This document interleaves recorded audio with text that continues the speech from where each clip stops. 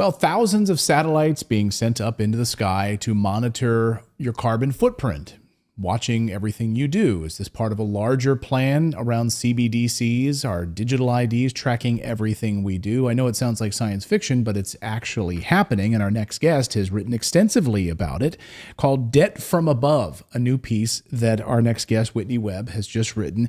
The Carbon Credit Coup.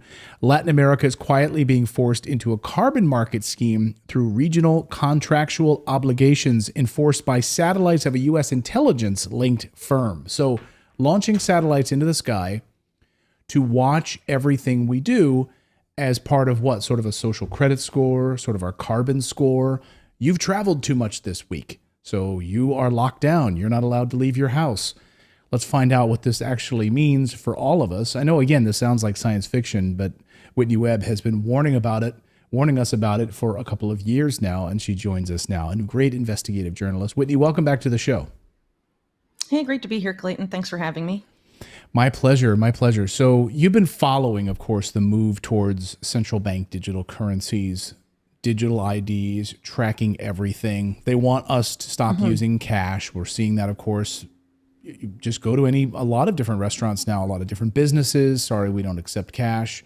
In the European Union, if you use over a certain threshold of cash, you're considered part of the gray market. You're considered part of people who they would consider terrorists, like be watching you, as Christine Lagarde has said, the European Commissioner. So is this satellite launching as part of this tracking in moving towards central bank digital currencies? Yeah, so the end goal of this is to have it integrated with all of these things. So one of the pillars of the economy to come doesn't just include CBDCs and their private sector equivalents, it also includes carbon markets. And one of the main architects of this coming system, people like Mark Carney, the UN envoy for climate finance, who was previously head of the Central Bank of England and also Canada, has been one of the point men for this. And there's a lot of different factors that are going to feed into this new financial system. So you touched on a few, like digital ID, and also like the digital wallet. And carbon markets are meant to be part of that. And that's why some of the key entities that are being used to create and develop this system, like the World Bank, for example, that's why we've had Carney, BlackRock's Larry Fink, for example, say the key to tackling climate change is reimagining the World Bank specifically. In other parts of the multilateral development banking system, they're working alongside groups like Google's philanthropic arm, google.org, on creating climate wallets. And a lot of that program specifically is tied into the program that I wrote about with Bitcoin Magazine's editor-in-chief, Mark Goodwin, this Debt from Above piece. Is talking specifically about this program called Green Plus that shares affiliations with that same entity housed within the World Bank called the Climate Action Data Trust that's producing this climate wallet.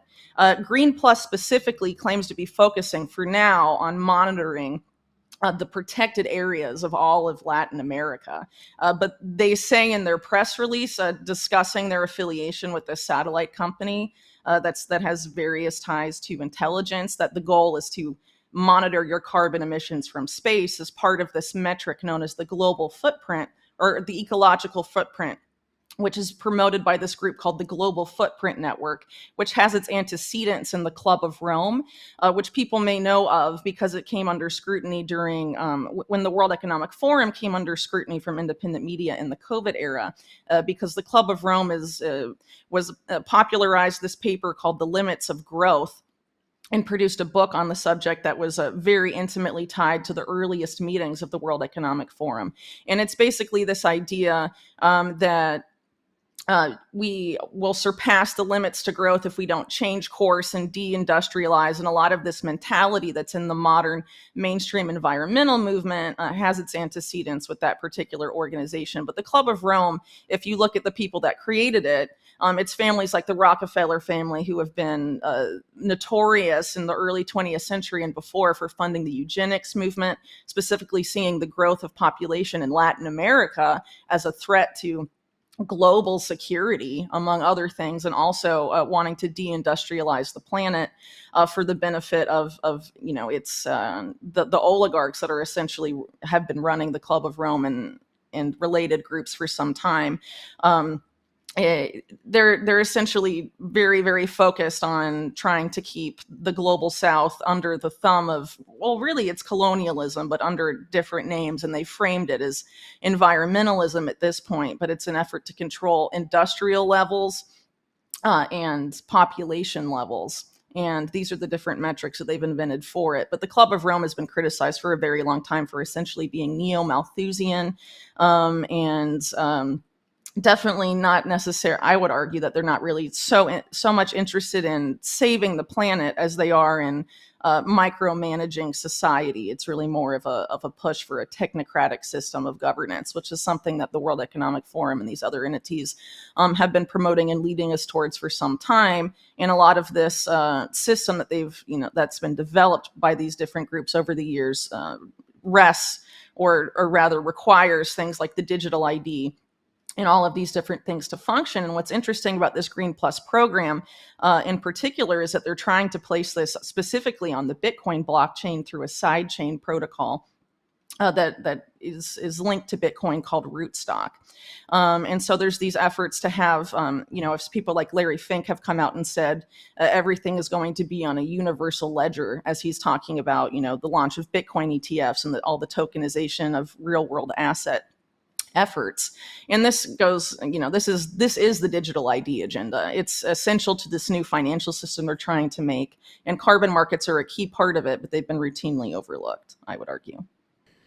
I mean, my mind goes directly to seeing these satellites creating an entire web around the Earth that they can monitor sort of hot spots where countries, industries are using too much carbon. They're burning too much carbon. They're burning too much, quote unquote, fossil fuels. Your ships, your long haul trucks have exceeded a certain cap. Get ready for some sort of government regulation as a result of it. Seems where it starts, maybe at that high level, but then it's going to affect all of us. I mean, I feel like it's going to come and affect me. It's going to affect you. It's going to be something that they're going to try to use against individual citizens. Yeah, well, they're going to frame it as voluntary and as sort of something that's applying to everyone. But really, it's going to be a way to enforce this neo-feudal economic paradigm they're trying to impose on everyone, because the wealthy, the elite, will be able to afford carbon offsets for all of these different activities that they want to do to engage in their existing lifestyle. It's such a joke, isn't but it? Regular people like us will not. It's like plenary indulgences, right? For our folks who understand their history and religion, right? You could buy plenary indulgences if you wanted to sin, right? If you had enough money.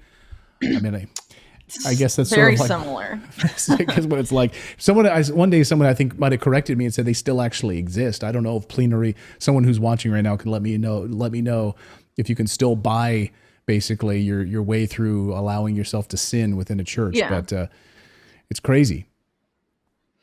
Yes, well, they've essentially been reinvented in some sense as carbon markets. And what's interesting is that carbon markets, despite their central the central aspect they're poised to play in this coming financial system, have generated a lot of controversy. They've been routinely found to be, essentially over 90% worthless. A lot of the ones on existing markets, and some of the biggest carbon credit certifiers in the world have been wrapped up in these scandals. But the answer has not been to clamp down or change anything that would prevent fraud or grift in the industry. Instead, it's to insure carbon credits. So they've instead created a new market for the insurance industry to try and create what they call a high credibility carbon market to try and restore investor confidence.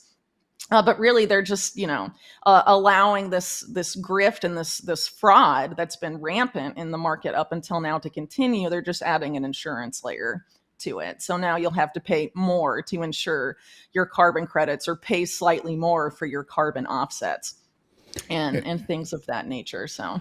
And as we move away from cash, we move away from hard assets and move away from owning things. Of course, they do not really want you to own homes. They want you to be part of this sort of collective, this digital collective now, and where they're going to be monitoring all of us through this digital wallet structure.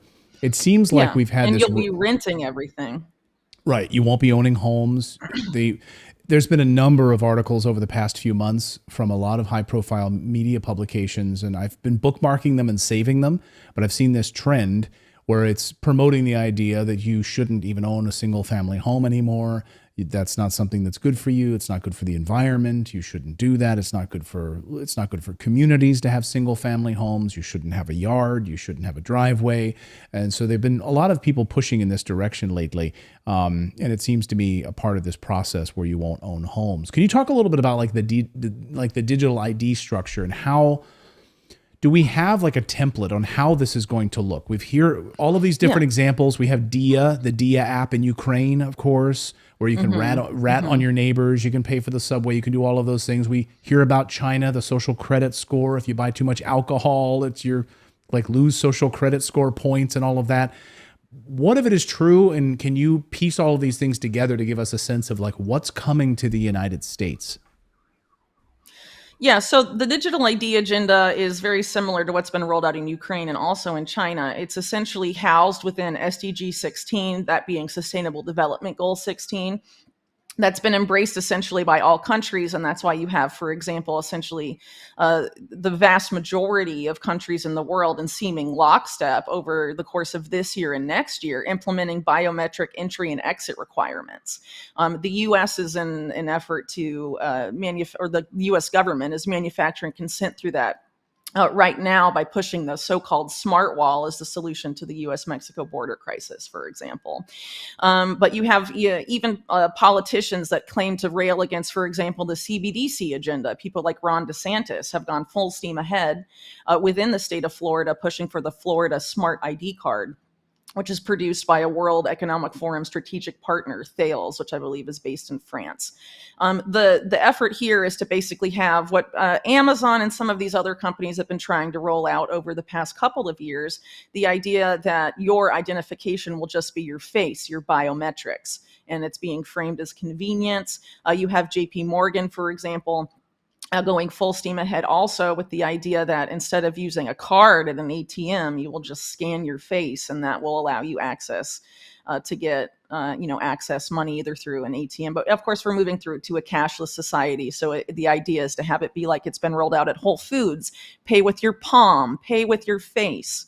And this is that's the financial component, but it's also meant to be your ID for all sorts of things. And that's why you have these entities like WorldCoin, for example, being rolled out. The idea is to have WorldCoin be, tied to a wallet. So when you sign up and scan your iris, you're given these World Coins. You're also given a unique identifier tied to your iris scan. And the idea is to have that not just be your ID when you're out, maybe doing things or trying to obtain certain services, but also your way of identifying yourself online. So it's also intimately tied to the efforts to end anonymity on the internet, which is a long-standing agenda that I've written about for a long time.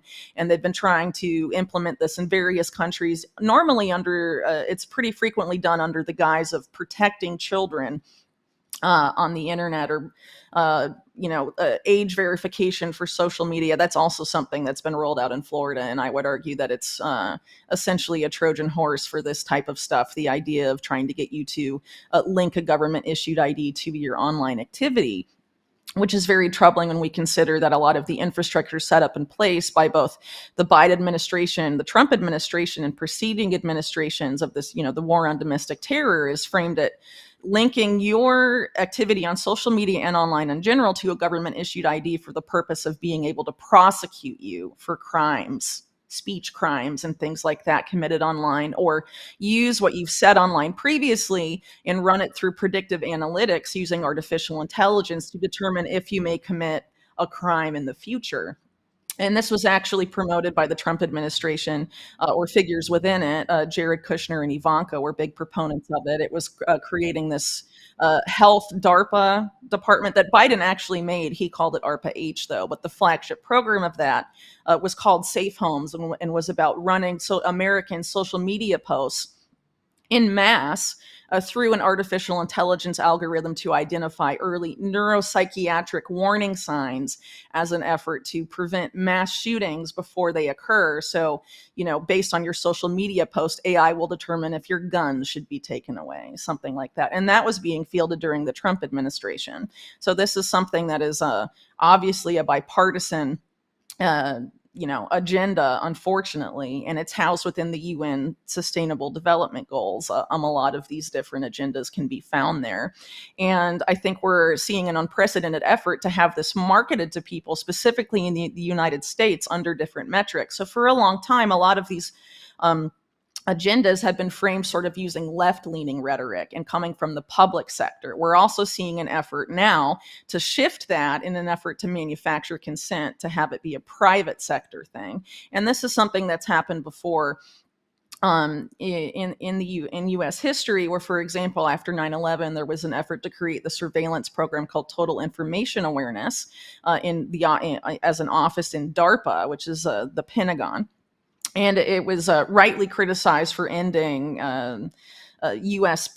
privacy of U.S. citizens. And what they did instead is that they privatized it and they turned it into Palantir, which was created by Peter Thiel, for example, one of the co-founders of PayPal, and is now a contractor to every U.S. intelligence agency and serves all of the same functions that TIA, Total Information Awareness, was designed to do, including this predictive analytics stuff. And they also ran all the COVID data and all this other stuff. I mean, they've become a huge surveillance monster, essentially, at the end of the day. And oddly enough, the satellite company, as part of this Green Plus program, has teamed up with Palantir, has put Palantir in space, which was actually one of the final ambitions of the Total Information Awareness program. So you're having all of this being folded in with these various pillars of this new financial system, which again includes carbon markets, but also includes digital ID, ending online anonymity, and digital money that is both programmable and surveillable. And it's important to point out, too, that CBDCs are that, but there's also efforts to create private sector equivalents that are just as surveillable and programmable as CBDCs could be. It may not be the central bank programming them and passing your data to the government, but JP Morgan doing that is really, at a functional level, as far as it affects human freedom and civil liberties, really no different. And there's efforts to foist that upon the American public as well. The idea of, the stablecoin bill, for example, that's come up in Congress, and trying to create, regulations around dollar-based stablecoins. Those stablecoins, depending on who issues them, can be just as programmable and surveillable, if not more so, than anything that the Fed could potentially put out. And it's important to keep in mind, too, that the Federal Reserve is essentially owned by the private commercial banks in the United States. So having the private commercial banks directly issue programmable, surveillable money to the American public is really fundamentally no different than the Federal Reserve doing so, since they're ultimately controlled by the same entity. I mean, the most powerful bank in the Federal Reserve system is the Federal Reserve Bank of New York, and the biggest shareholders and controllers of that are JP Morgan and Citigroup, as an example. So having JP Morgan and Citigroup issue stable coins that are programmable and surveillable and have that face the public, I mean, that's how you're getting the CBDC under a different name. But they're going to try and frame it as private sector innovation. And it's not we're against CBDC, just like Ron DeSantis and Trump have publicly said. But are they against are they against programmable, surveillable money, period? Are they against JP Morgan and Citigroup or BlackRock or whoever, any of these Wall Street entities issuing these types of currencies to people and having them use it? I haven't heard anything in that regard. And JP Morgan, for example, completely canceled the bank accounts of top executives at Dr. Mercola's company, without any explanation given. I mean, the private sector has done this. And have done it without really any meaningful backlash or any meaningful consequences. So to give them, the ability to control and surveil our money, that I think there's going to be a distinct effort to do that. And it's interesting too, is that when during the Trump administration, Jared Kushner was actually promoting the idea of creating a USD coin, a stable coin that functioned just like this, talking to Steve Mnuchin, who was Trump's Treasury Secretary. And actually, Steve Mnuchin is the person who chairs the board of this intelligence-linked satellite company surveilling carbon emissions in Latin America now. The U.S. government is very involved here. And as far as stable coins go, on the board of this company, satellite company, as well as a man named Howard Lutnick, who is the head of a financial services firm called Cantor Fitzgerald. And Cantor Fitzgerald is the biggest custodian of the treasury bills behind the largest US dollar stablecoin known as Tether, or USDT. And so, I think, as you know, as discussed in this piece, there's a distinct effort also to have people in Latin America flock to these dollar-backed stablecoins that are sort of tied up in these carbon market agendas. And Tether, interestingly enough, even though it's framed as a service to bank the unbanked, recently allowed the FBI, the Secret Service, and U.S. intelligence agencies access to its platform so it can blacklist anyone. And it's presumably a private sector issued stablecoin to a degree, but it's also the biggest purchaser of U.S. Treasury bills or U.S. government debt. And there's a very, having people like Mnuchin, Cantor Fitzgerald tied up in this particular, carbon market surveillance paradigm that's been imposed in Latin America through these like opaque contractual agreements at the municipal level throughout the continent. Very big things are happening here. And actually the guy that runs Tether, a guy named Paolo Arduino, has openly said that the goal of Tether is to expand U.S. dollar hegemony worldwide. So there's definitely a play here to have this carbon market, at least as it relates to Latin America and how it's being opposed there, to have it essentially serve U.S. empire in a lot of ways. And I think that's reflected in the fact that this satellite company was created by career contractors to DARPA, to the NSA, to DHS, to all of these intelligence firms. They're, nominally an Argentinian firm, but, they're steeped in these ties to U.S. intelligence, partnered with Palantir, partnered with Musk SpaceX, chaired by Steve Mnuchin. Joseph Dunford, head of Joint Chiefs of Staff under Trump, is on the board of directors. There's obviously something very, very sinister, I would argue, going on here. And another thing that I should mention in the context of carbon markets is that when you certify a carbon credit based on a forest somewhere, let's say a chunk of Colombian rainforest, there becomes this issues of carbon rights. Who actually owns the rights to the carbon in the tree? The person that has bought the carbon credit, do they become the owners of the carbon represented in this particular forest? And there's actually no existing legal framework to say that, that's not the case. It definitely is being posited by certain groups involved in this, that there is a way to obtain land by purchasing the carbon credits. Or rather, if not directly obtaining the land, being able to exercise control over how that land is used and managed, or if it can even be exploited or things like this. So there's a lot of interesting issues here that are really troubling as it relates to Latin American, both financial sovereignty and environmental sovereignty, really. And also by creating these contractual agreements at the municipal level, you're going around national governments and going straight to local governments, which at least in Latin America are quite easy to bribe. This can be, not that national governments aren't susceptible to that, but at the municipal level, there's a lot more entrenched corruption in that sense. It's a lot easier to influence them in that regard, and it doesn't get national media coverage because it's happening on the local level. And another thing I should point out, too, is that some of the actors here are career financial criminals.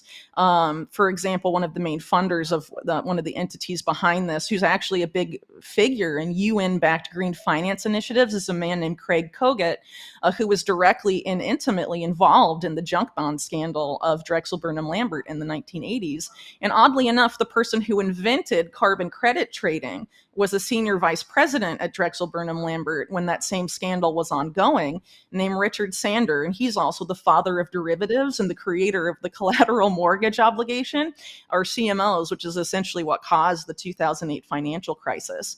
So you have people that have, been career toxic debt lords creating this new system of quote unquote green finance and imposing it on Latin America, which is, a continent that has been enslaved by debt through the IMF, the World Bank, and these same financial predators from Wall Street are reinventing these institutions, finding new ways, not just to continue that debt slavery model, but also, make land grabs of the natural world and the natural resources under the guise of conserving it, and adding this sense of urgency that if we don't implement these types of plans, everyone will die. The environment will collapse. The planet is doomed.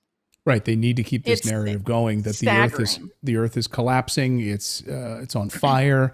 We better stop this immediately. It's an existential threat, as you hear from President Biden and AOC. We even saw she's the girlfriend or fiance of Jeff Bezos a few weeks ago at an Amazon event, showing off this new satellite initiative. What's going to go up, and they're going to be a part of this mapping of the earth to monitor the carbon on the planet.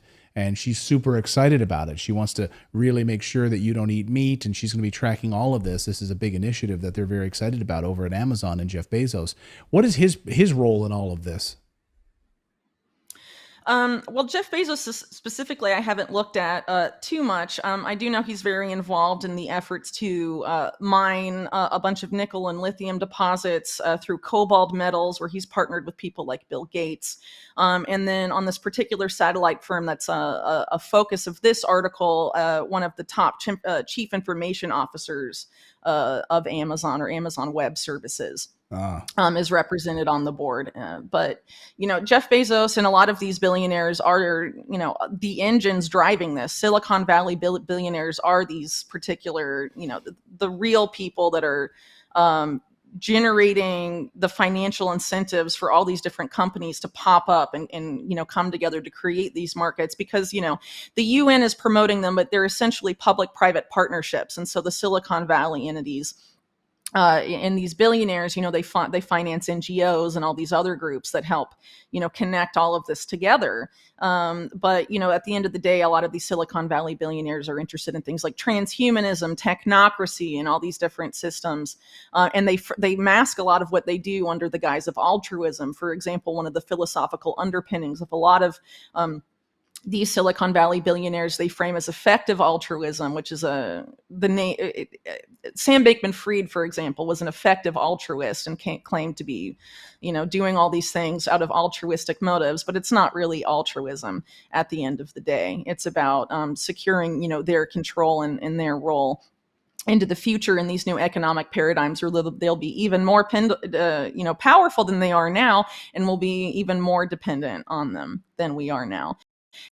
And unfortunately, when she was working and advising this particular, was helping manage a project at Stanford Law that was specifically about using a carbon coin and carbon credits to enable U.S. government quantitative easing, which, of course, if you're not familiar with quantitative easing, it's the central bank policy of endless money printing. So basically using carbon-based life, tokenizing it so it can become a tradable financial project, and using that to enable insane fiscal irresponsibility, which is what quantitative easing essentially has been since it's been, widely used by the Federal Reserve. That's just totally insane. So there's all these efforts, because debt in the U.S. government debt is so bad, right? Where are we going to stuff all of this debt? Who's going to buy up all the treasuries and service all this debt? There's an effort to do it with carbon markets. There's an effort to do it with stablecoins. And in this particular program that Mark Goodwin and I talk about in this article, they're coming together, and they're coming together in a way where it's being contractually imposed on the global South without people here in Latin America, because I live here, without people here having any idea this is going on. No consent. I want to do a whole separate interview on this border wall and how you mentioned it briefly, but I just want to get your sense of what that actually looks like. So we've been talking about, building the wall. Trump's, building the wall. That hasn't happened. The U.S. southern border is just, of course, wide open. Upwards of 10, maybe more millions of illegal immigrants have poured across the U.S. southern border. And now talk of this digital wall. What will that look like, and how would it actually help America, or will it? So the idea is, it's not just the physical border. The idea is to have this biometric entry and exit program implemented through every port of entry in the United States. So that's terrestrial, that's airports, that's, in ports, also anywhere you would enter the US or exit the US is to have it be a biometric system. And so TSA, for example, has been rolling this out. There's been efforts to get people to voluntarily, at least at first, on board. And you can get through security faster if you scan your face and upload your biometrics and make this profile with this particular company, or do it through TSA. And that same type of system is what they want to have on the physical border as well. And they've said, for example, because this is also being rolled out in the European Union and in the United Kingdom, they've said that they've tried to sell it as saying this will reduce wait times because your ID is your face. Right. But actually, they've shown that it's going to at least in the case of the UK, between EU and UK travel, increase the wait time 10 times over. So that's not necessarily true. Yeah, it's not about convenience. It's about surveillance. It's about this, facial recognition, having everything you do be tied to your biometrics. And that doesn't just include what you're doing in the physical world. That's meant to also include what you're doing in the online world, and have it be all that data being compiled and analyzed by AI to determine if you're a threat to order and things like that. So your not web surfing, not necessarily that's going to be rolled out right away. Those components of it, but it's on the books, and that's the plan. That's the dream, right? They'll know your web surfing history. They'll know all of that. Your social media posts. Do you hang out? Do you do you go to Infowars.com and listen to Alex Jones? Are you that type of a person? Do you read conservative websites? Do you interact with what kind of apps are you using? You're using your face to open up your phone all the time. Like, this is the dream. So they'd have all of that information. Yes. And the infrastructure put out by the Biden administration on the war on domestic terror frames people who are concerned about government overreach as being potential domestic terrorists. So you don't even have to be a conservative or anything like that. You can just be concerned about perceived government overreach, and you can be put on a list under these type of metrics. And it's very important to point out the same entities tied to the satellite company that we discuss in this piece is also the same network that is building the US smart wall. One of the main contractors for building this smart wall is a company called Anduril that's was created by a guy named Palmer Luckey and this other figure named Trey Stevens. Palmer Luckey is the creator of Oculus Rift, the virtual reality system that was sold to Facebook with the help of Peter Thiel, Peter Thiel being the co-founder and creator of Palantir. And Palmer Luckey's Anduril has been funded by Founders Fund, which is Peter Thiel, and a partner, Trey Stevens, is a veteran of U.S. intelligence, veteran of Palantir, who then, with Palmer Luckey, created Anduril and is, works for Founders Fund, and was also on the board of Carbine 911, this Israeli intelligence front that was funded by Jeffrey Epstein and chaired for a significant amount of time by Ehud Barak, had the former commander of Unit 8200 on its board. Trey Stevens was one of the few, I think the only American citizen that was on the board of that when it launched. And he's still on the board now with Michael Chertoff, former head of the DHS, alongside him. And Anduril is specifically creating autonomous weapons for the US military. They've been piloted in Ukraine, for example. And the goal of Palmer Luckey is to have completely autonomous warfare without human oversight. He's tried to get away from that and say that's not the case, but he's also on video elsewhere saying that is the case. And this is very troubling because the same type of surveillance systems that recognize your face and facial recognition and all of that are also being used to target and murder people in war zones right now. And Palantir and a lot of these Peter Thiel funded companies have been tested significantly in places like Ukraine, and also they've teamed up with Israel for their war on Gaza. And this stuff later could be exported and create a paradigm where no human oversight. You're on a list. You're trying to cross a border of some country. I mean, bad things could happen. I mean, we are sleepwalking into a nightmare here, and it's very disturbing when you consider that Anduril and a lot of these other companies are contractors to the U.S. military, contractors to U.S. intelligence. Really, intimately tied up with the exact same deep state that Trump supporters revile. And Trump himself no longer supports a physical barrier. As of 2019, he said, we're all in on the smart wall. Mexico, as he promised, right, he was gonna get them to pay for a physical wall, but Mexico has actually paid to help build the smart wall. Democrats love the smart wall. One of the biggest proponents of the smart wall that helped get Anduril these contracts is this former CIA officer turned congressman, William Hurd. And, the CIA wants this border wall, and it also is the same exact type of biometric entry and exit system that's being rolled out throughout the European Union and all these other places. But it's being framed as a way, to stop the globalist agenda of migration, but of illegal immigration. But frankly, the migration situation in the U.S. has been bad well before independent media started to pay more attention to it over the course of the past year. And I think, if Democrats and Republicans both agree about this, and the Biden administration, is on its way out, why would they, I think what they've been doing on the border is allowing a desperate situation to take place so that the opposing side can come in and offer the solution, which is the solution both parties have wanted for the better part of 20 years. After 9/11, they tried to do the same smart wall on the Bush administration. It was called SBI Net. And, that's essentially what Anduril and General Dynamics and some of these other firms are now building.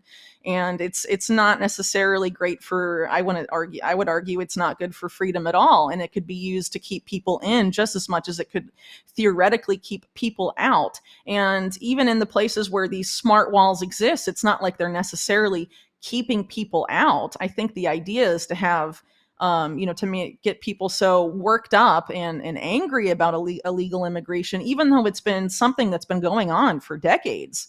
But have people so focused on it now so that we can they can manufacture consent for this smart wall. That's all these intelligence contractors and people tied to the deep state. I don't no, I mean, I think there's definitely a lot more going on here, and it definitely deserves a lot of scrutiny. And I don't think it's the answer that it's being pitched as.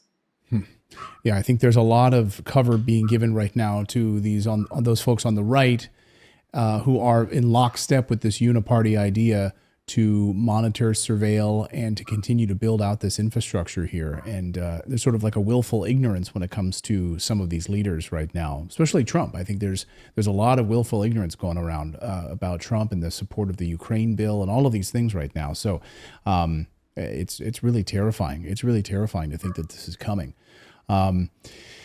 Well, Whitney, as always, you've blown our minds, and I'm sorry I didn't say a word most of the interview. When I'm on with you, sometimes if I jump in, my audience will say, "Don't interrupt her."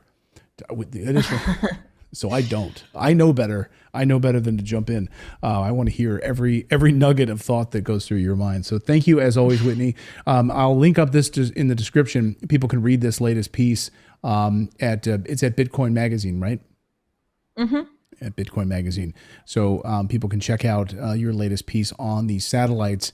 And then, of course, the coming smart wall. We'll have more discussions about that, I'm sure. And I know, going back years on this Clear. Remember, like Clear, you sign up at the airport with you scan your eyeball. And I remember even like 15 years ago, that's the promise. You can zip right through security and no problems. You'll be flying right on the plane and you'll be the first one there. You don't have to worry about it anymore because we've got your eyeball just in your face. It's terrifying. Yeah, they're trying to get people to voluntarily comply with this digital ID agenda, and the way to stop it is to not comply and to not use this system. It's just going to be, the vaccine passports were a beta test for this. The same exclusionary nature of the vaccine passport is exactly how digital IDs will function.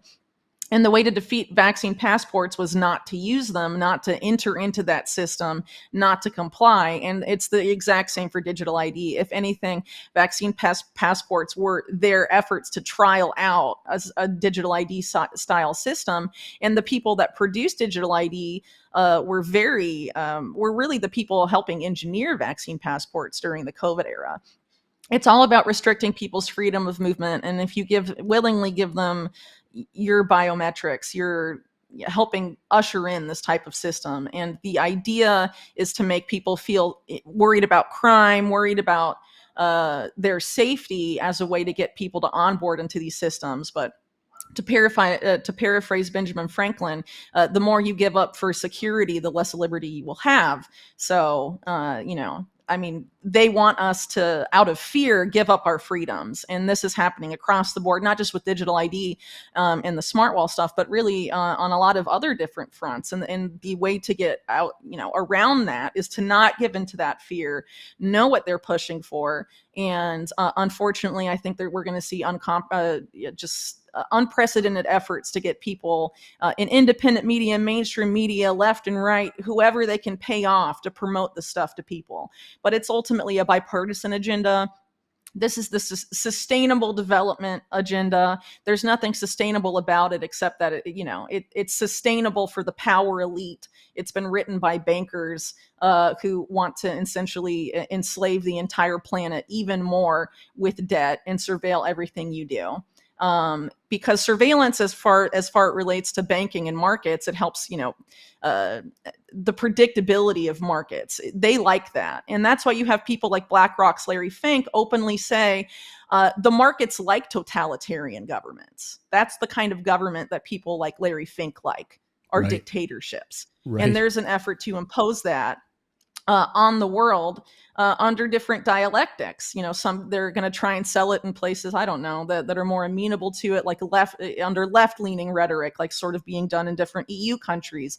In the US, they're probably going to sell it as freedom and all of this other stuff. And that's why you have Anduril, Palantir, these companies saying, we love freedom, America first, and things like that. But they're building the same totalitarian surveillance dystopian nightmare and putting an American flag on it. And I really hope that Americans can see through the ruse and reject it. Hallelujah. And not comply. Yeah, you're right about that.